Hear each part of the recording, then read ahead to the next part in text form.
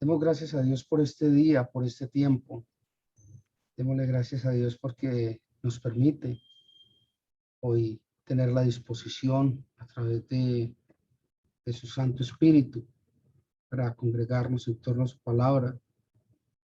Clamo al Padre para que su Santo Espíritu venga y more con y sobre nosotros, para que nos permita tomar conciencia, nos permita ser conscientes de nuestros errores, de nuestros pecados, para que nos dé ese arrepentimiento genuino que tanto necesitamos, para que nos guíe a través de su palabra, nos permita conocer cuál es su voluntad, su carácter, para que nos permita convivir conforme su palabra y su designio.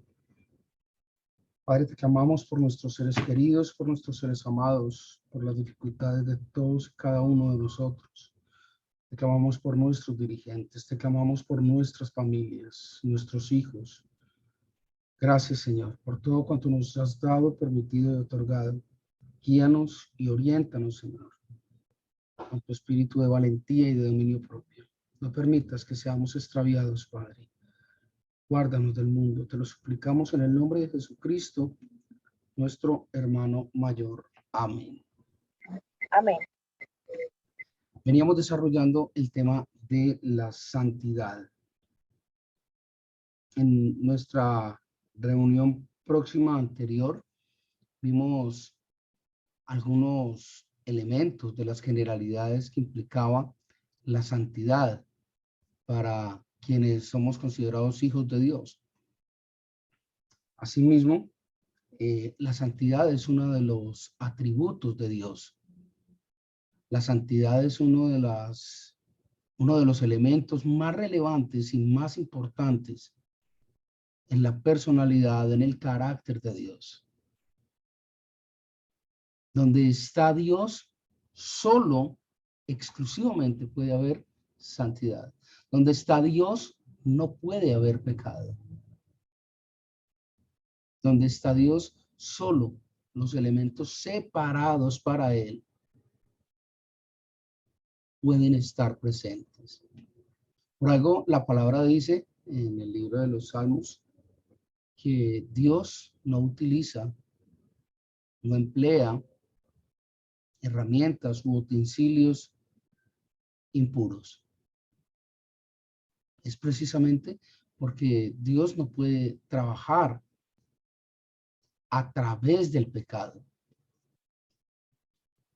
Y muy contrario a lo que se ha predicado y se ha dicho de que Dios ama al pecador, pero rechaza el pecado, pues nada más descabellado a la luz de la palabra de Dios. En toda la escritura el Señor nos dice y nos manifiesta que Dios rechaza al pecador, aborrece al pecador, al inicuo. Hoy entonces nos vamos a concentrar dentro del tema de la santidad, enfocado a ese elemento característico de la personalidad de Dios. Cómo a través de la palabra se nos revela que Dios es santo y Dios vive en santidad.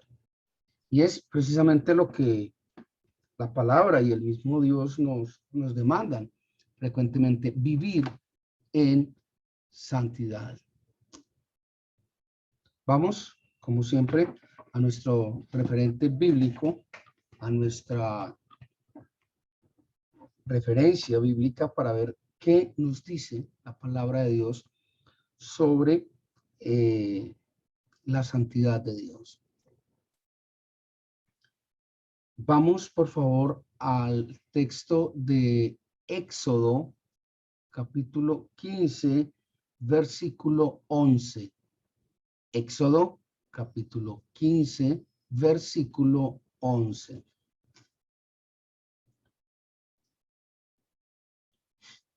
Dice, en la versión Reina Valera, 1960, ¿quién como tú, oh Jehová, entre los dioses? ¿Quién como tú, magnífico en santidad, terrible en maravillosas hazañas, hacedor de prodigios. Allí el cuestionamiento que se hace de parte de Moisés es un cuestionamiento de honra, no es un cuestionamiento de duda, donde en este momento histórico de Éxodo, recordemos que los egipcios eran un pueblo meramente politeísta, es decir, tenían muchos dioses. Y el pueblo israelita venía de esa cultura politeísta, aun cuando fuera en sí monoteísta. El único Dios del pueblo de Israel era Dios, Yahvé. Entonces la pregunta que hace Moisés a través del Éxodo es, ¿cuál de estos dioses de los que venimos untados y contaminados de todos estos procesos, cuál de ellos podría compararse en cuanto a tu grandeza, en cuanto a lo que tú haces, en cuanto a lo que tú ejecutas? ¿Cuál de ellos podría siquiera estar cerca, equipararse a ti?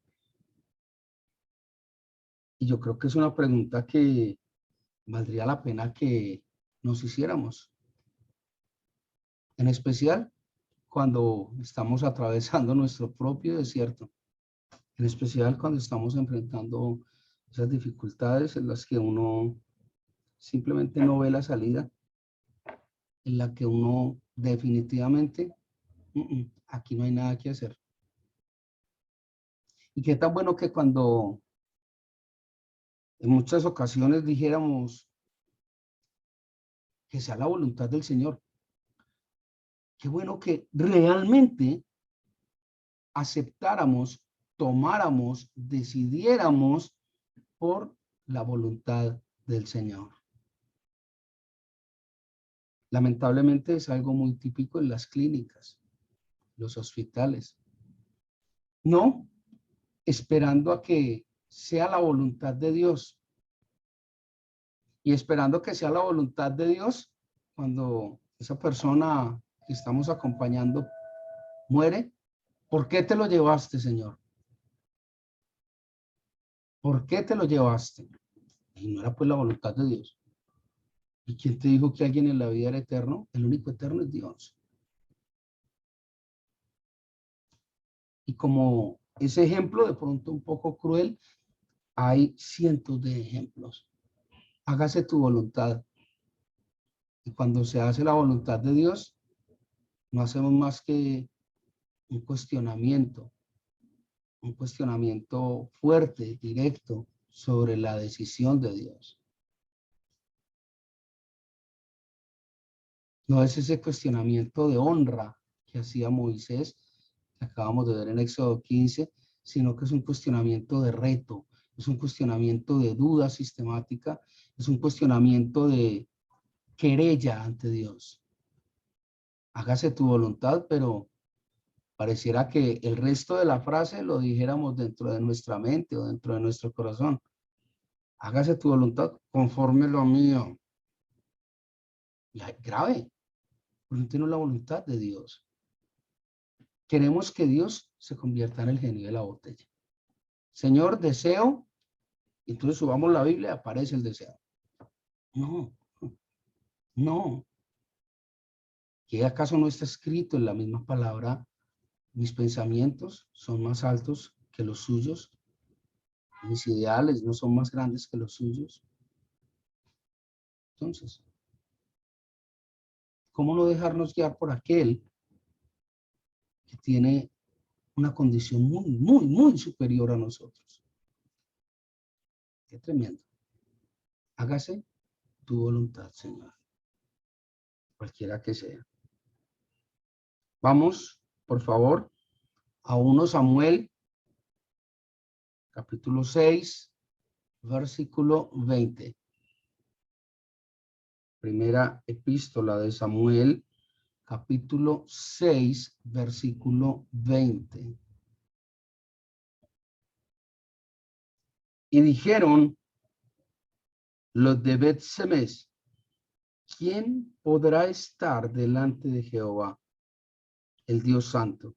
¿A quién subirá desde nosotros? Una vez más, vemos esta pregunta que hace Samuel ante Dios. Y una vez más, se rectifica que es una pregunta de honra, es una pregunta de alabanza a Dios. No es una pregunta de cuestionamiento, de querella, no es una pregunta de reto, no es una pregunta de reclamo, es una pregunta de alabanza. Qué linda la pregunta que hace Samuel. En medio de toda esa condición, ¿quién podrá estar delante de Jehová, Dios Santo? ¿Quién? Y a veces nosotros, aún en nuestra condición de hijos de Dios, nos creemos dignos, nos creemos suficientes para presentarnos a exigirle a Dios algo. Habráse visto semejante desfachatez. Yo, en lo personal, personalmente, pienso que lo único que uno se merece es el infierno. Lo único que uno se merece es la condenación. Pero Dios en su infinita misericordia nos dice, hay algo más. Tranquilo.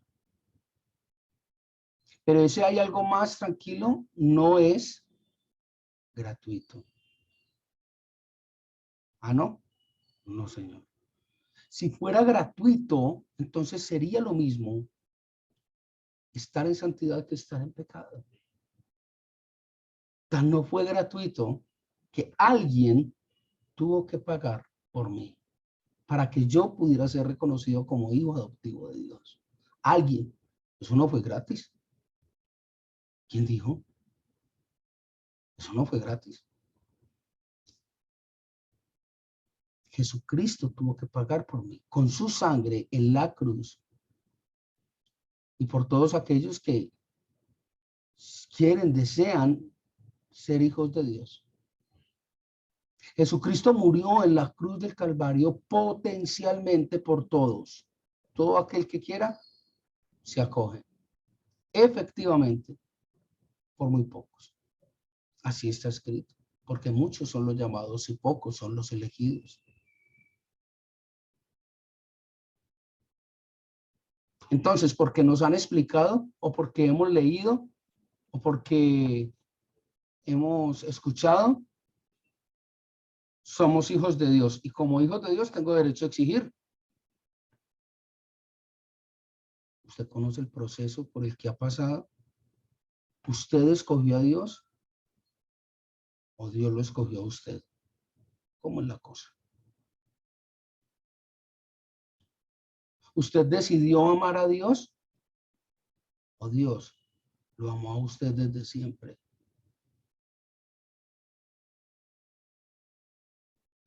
¿Quién murió por mí? ¿Tengo cómo pagarle a Dios?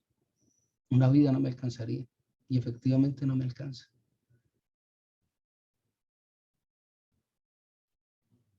Volvemos a la pregunta. ¿Quién entre nosotros para tener la condición de santidad suficiente para presentarse ante Dios? ¿Quién? Precisamente por eso la figura de Jesucristo se convierte en una figura fundamental dentro del proceso. Porque cuando yo me presento en mi condición ante Dios, el juicio es inevitable. Pero el que va y se presenta ante Dios por mí es Jesucristo. Es Jesucristo quien se presenta por mí. Él va y muestra las credenciales donde dice, aquí no hay juicio, yo ya pagué. Wow.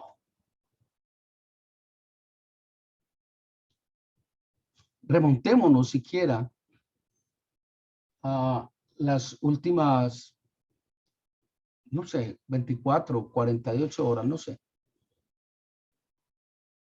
A ver si a pesar de la conducta que llevamos, estamos totalmente libres de pecado. Que hemos pensado, que hemos dicho, que hemos mirado, que hemos escuchado. Cómo nos hemos comportado con nuestros seres queridos. Y aún más importante, cómo nos hemos comportado con aquellos que ni siquiera conocemos.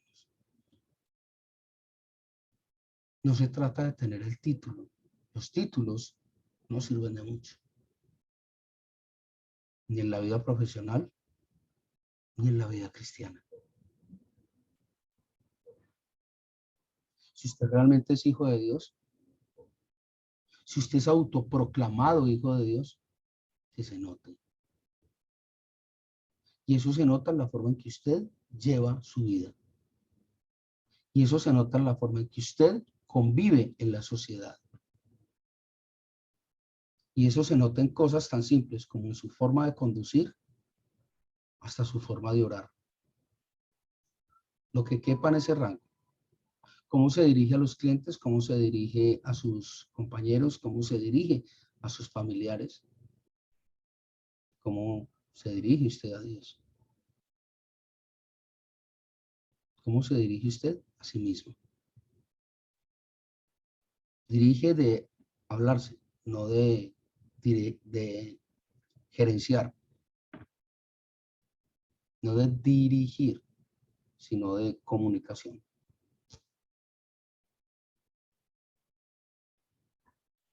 Qué tremenda pregunta la de Samuel. Moisés cuestionaba, ¿cuál de estos dioses se parece a ti? Tú eres el mejor, el más grande, el único. Y ahora Samuel voltea la pregunta para nosotros. ¿Quién de nosotros? ¿Quién? Ya no hay duda alguna de que Dios es Dios.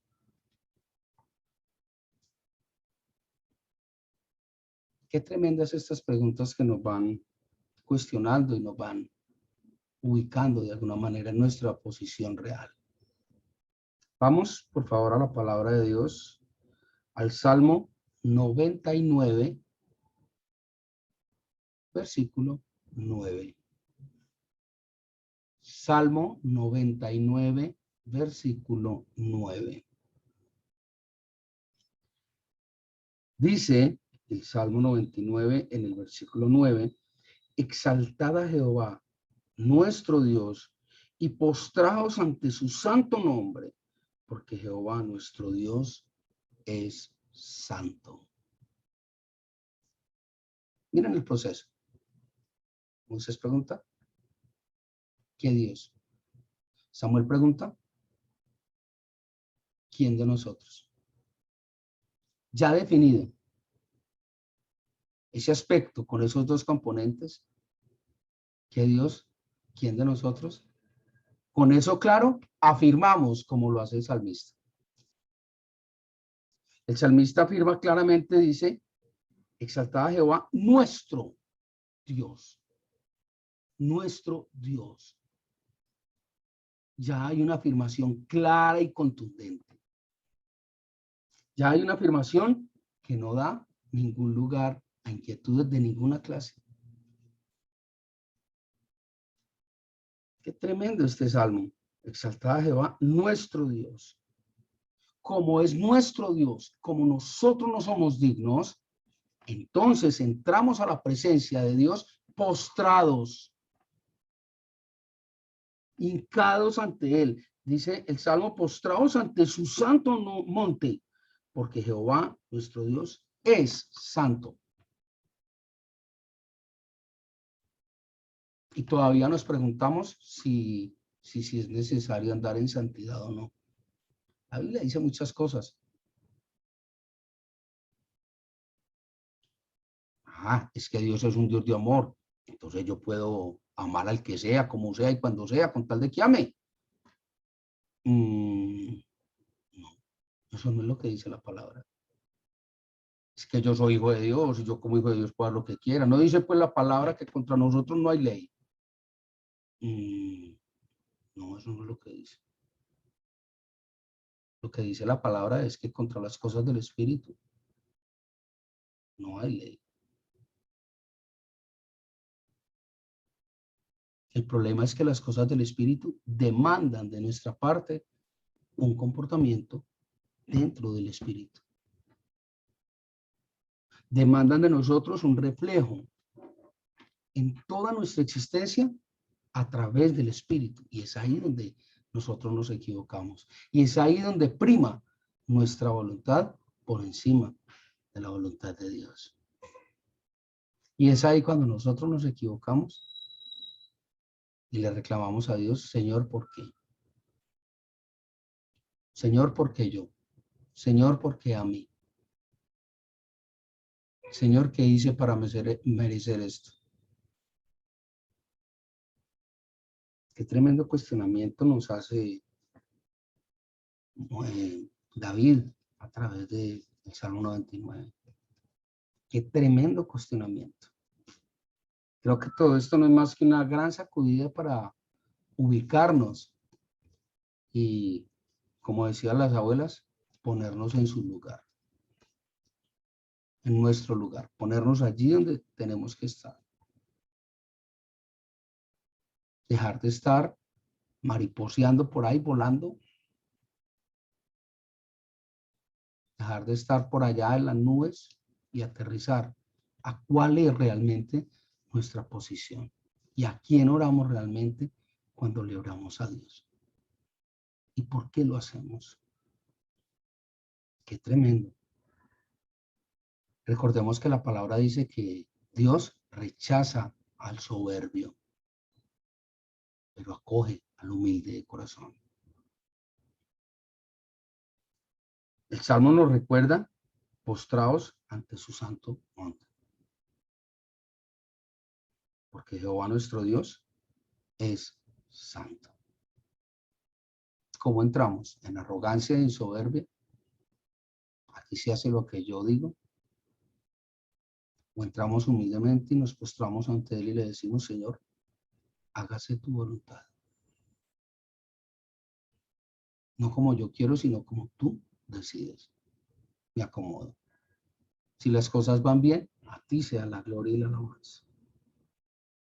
Si las cosas no van bien, a ti sea la gloria y la alabanza. Y si las cosas van de mal en peor, a ti sea la gloria y la alabanza. Eso no puede cambiar con las circunstancias. Eso no puede cambiar con la condición de cada momento. Simplemente no puede cambiar. Así como Dios no cambia. Es el mismo ayer, hoy y siempre. Qué tremenda reflexión nos hace Dios a través de su palabra. Necesitamos ubicarnos en nuestro lugar. Vamos, por favor, al libro de Isaías, al libro del profeta Isaías, al capítulo 6, versículo 3. El texto del profeta Isaías, capítulo 6, versículo 3. Dice en la versión Reina Valera de 1960, y el uno al otro daba voces, diciendo, Santo, Santo, Santo, Jehová de los ejércitos, toda la tierra está llena de su gloria. Aquí hay 2 o 3 elementos muy importantes que rescatar. Primero, decían unos a otros, o sea, nos comunicamos entre nosotros, los iguales, los similares, los semejantes, los prójimos. Entre nosotros nos comunicamos. ¿Y qué nos comunicamos? Dios es santo, santo, santo. Hablamos de la santidad de Dios. Nos movemos en torno de la santidad de Dios. Segundo elemento que es totalmente relevante es que reconocemos al hablar de ello, al comunicarnos sobre ello, reconocemos la soberanía de Dios y reconocemos que cualquiera que sea la batalla, Dios es el general mayor. Dios es el teniente coronel. Dios es el general de generales. Dios es el Dios de los ejércitos. Y Él es quien está al frente de la batalla. Es Él quien va a dar la lucha, no nosotros. Es Él quien va a manifestar su gloria, no la mía. Yo no me puedo vanagloriar de la gloria de Dios, porque no soy digno. Por eso necesito a Jesucristo, por eso necesito al Espíritu Santo, por eso, porque no soy digno de ello. Necesito a alguien que con su presencia me haga digno a los ojos de Dios.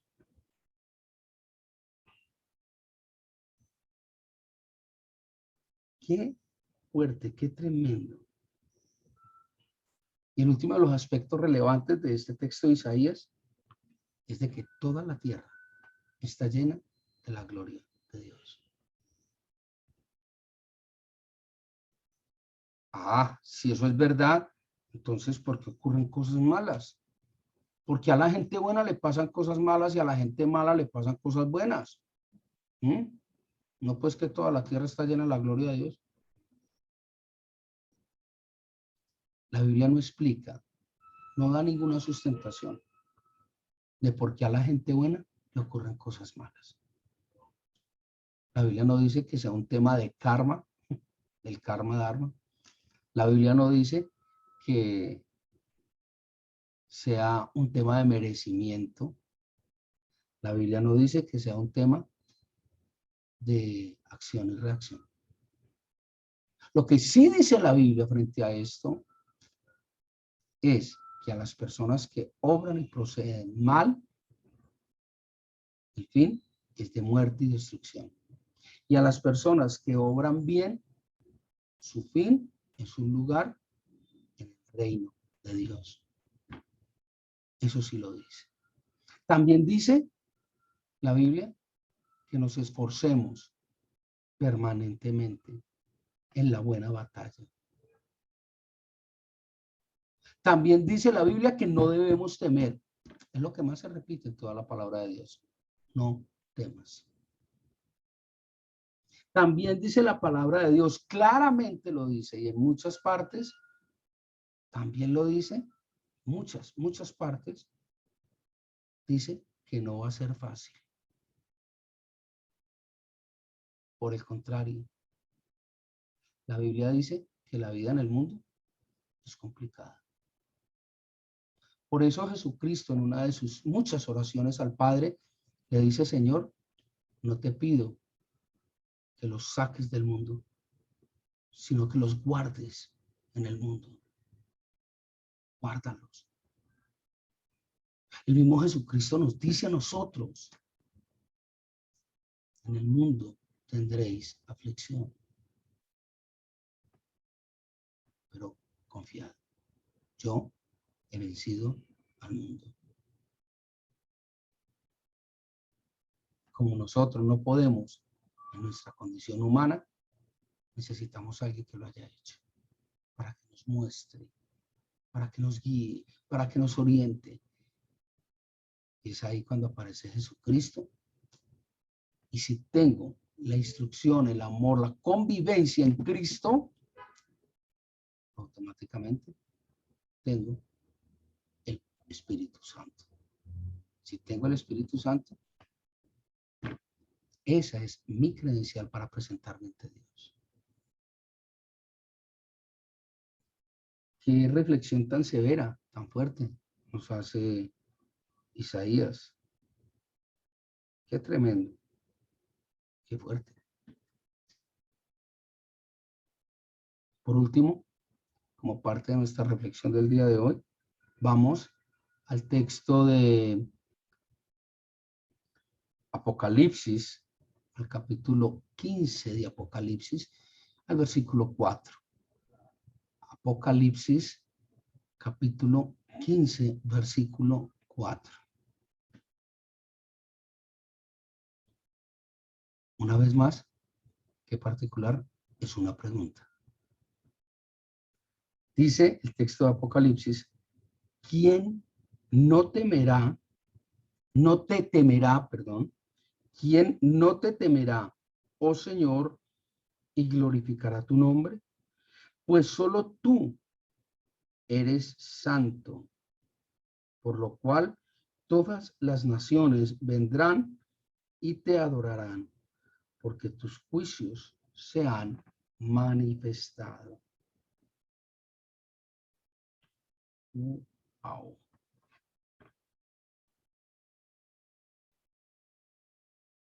Si es el juicio de Dios, no olvidemos, Dios es justo, también es amor, pero Dios es justo. Si Dios es justo, Dios hace justicia. Y hace justicia para todos, para todas las naciones. Por eso todas las naciones se presentan ante Dios. Dios hace justicia, Dios hace el juicio. Y por eso aquellos que son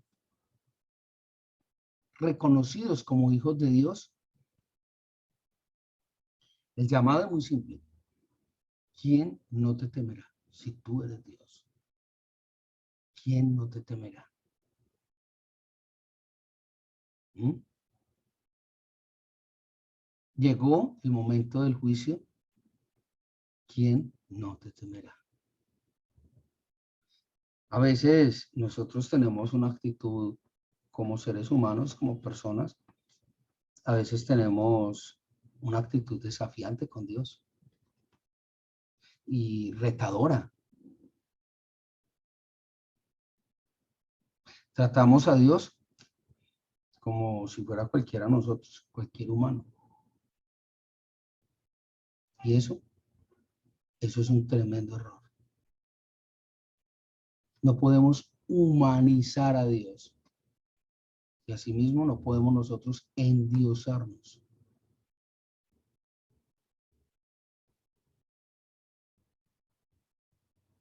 No podemos hacer ni lo uno ni lo otro.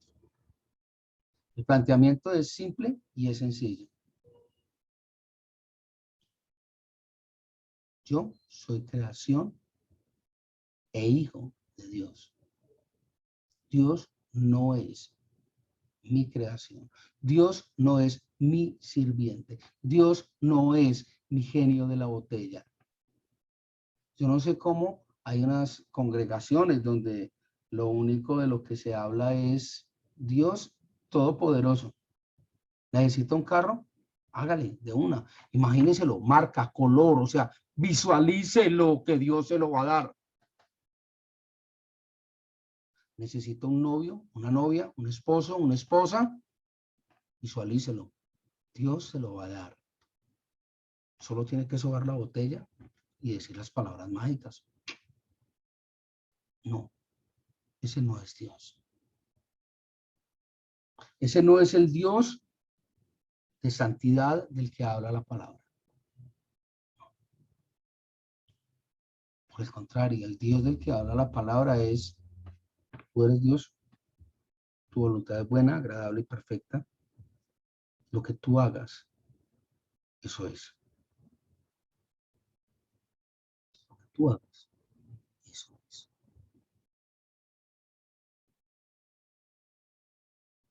Yo tengo dos opciones.